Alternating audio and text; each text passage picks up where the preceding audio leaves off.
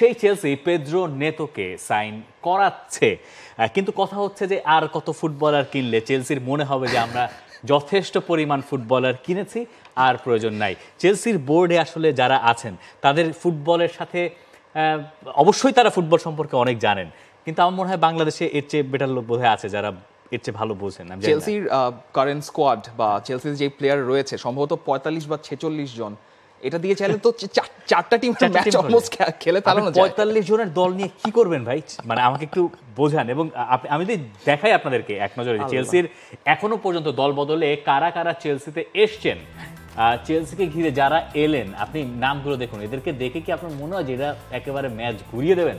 সবাই যে খুব পরিচিত বা সবাই যে খুব আহামরি ভালো করে আসলে চেলসিতে এসছেন ব্যাপারটা এরকম না। প্রসপেক্ট হিসেবে অনেকেই আনা হয়েছে, ডিউসবেরি হল, ফিলিপ ইয়র্গেনসেন, ওমারি কেলিম্যান।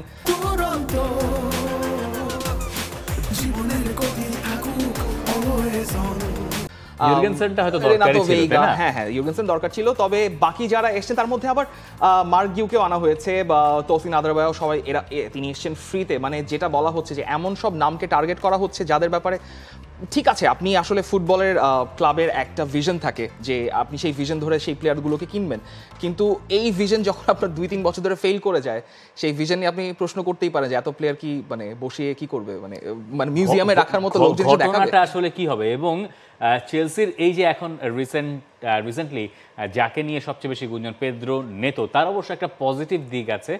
খানিকক্ষণ আগে আপনি যে নামগুলো দেখেছেন সেগুলোতে ঠিক খুব বেশি অভিজ্ঞতা আপনি খুঁজে পাবেন না। সেই তুলনায় উলভসে খেলেছেন, লাৎসিও থেকে উলভসে এসেছিলেন, প্রিমিয়ার লিগের এক্সপিরিয়েন্স আছে।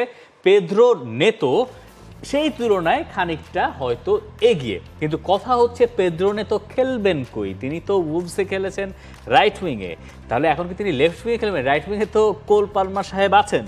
পেদ্রো নেতো যিনি আবার তার একটা ইনজুরি হিস্ট্রিও আছে, তার পেছনে 63 মিলিয়ন ইউরো খরচ করাটা ডেফিনেটলি প্রিমিয়ার লিগের ট্যাক্স মানিটা তো আছেই। প্রিমিয়ার লিগের প্লেয়ার কিন্তু আপনার বেশি টাকা খরচ করতেই হবে, স্বাভাবিক।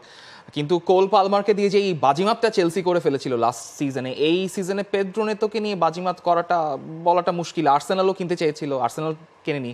আবার ওই যে বললেন যে ওই জায়গায় কোল পালমার খেলেন, ওই জায়গায় মাঝে মধ্যে মুদ্রিকও খেলেন, ওই জায়গায় রাহিম স্টার্লিং খেলেন, যাকে এখন মনে হয় যে তিনি আসলেই খেলেন কিনা ওখানে। মানে এমন এমন প্লেয়ার আছে যে আপনার সামনে চোখে পড়বে যে ও উনি চেলসিতে খেলেন, ভুলই তো গেছে। এরকম ঘটনা খুবই অস্বাভাবিক না? ইভেন রোমেলো লুকাকু এখনো চেলসির প্লেয়ার, যার সাথে নাপোলির একটা ডিল সম্ভবত হয়ে যাবে, সেখানে সেটা হলে হয়। আবার অসিমেনকে নিয়ে কথা উঠছিল যে অসিমেন চেলসিতে আসবেন কিনা, 50 পার হয়ে যাবে, হাফ সেঞ্চুরি করে ফেলবে।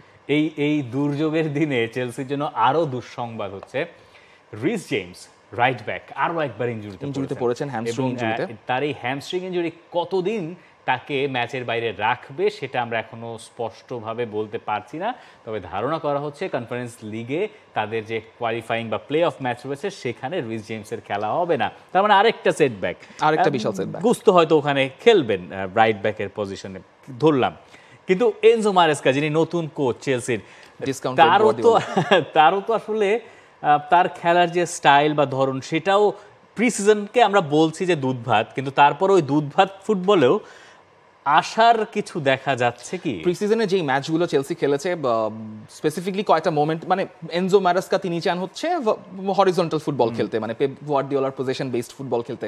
তিনি এমন স্ট্র্যাটেজি, হরিজন্টাল ফুটবল খেলতে চান, মানে ভার্টিক্যাল কি না? ভার্টিক্যাল এই যে হরাইজন্টাল এবং ভার্টিক্যালিটির কারণেই তো আসলে পচেতিনোকে চলে যেতে হলো। তিনি আসলে এনজো ফার্নান্দেসকে ওভাবে প্রেফার করছেন না, গ্যালাঘারকে প্রেফার করছেন, গ্যালাঘার তখন চলেই যাচ্ছেন।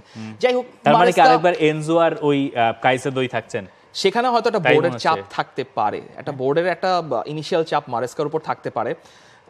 কিন্তু যেটা নিয়ে বলছিলাম যে মারেস্কা চান পজিশনাল ফুটবল খেলাতে। এখন পজিশনাল ফুটবল খেলাতে গিয়ে যদি আপনি ব্যাকলাইন থেকে বিল্ড আপ করতে যে সেকেন্ড পাসের পরই পিছনে দিয়ে দেন প্রেস খেয়ে এবং সেখান থেকে গোল খেয়ে যান, সিটির কাছে যেরকম তারা 2টা গোল কনসিড করেছিল একইভাবে, এটা আসলে খুবই কমিক্যাল, একটা সময় সাপেক্ষ ব্যাপার। দেখা যাক আসলে চেলসির এই অবস্থা থেকে উন্নতি কিছুটা ঘটে কিনা।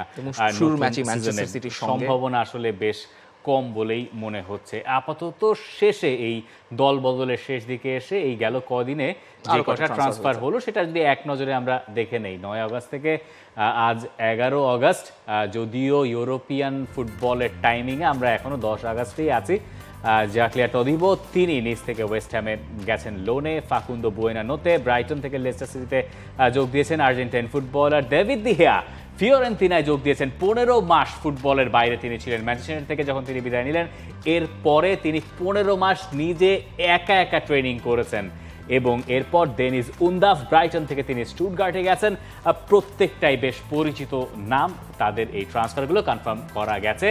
For more updates, subscribe to our YouTube channel and click on the bell icon. Follow us on Facebook and Instagram.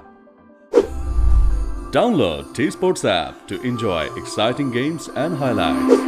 Visit tsports.com.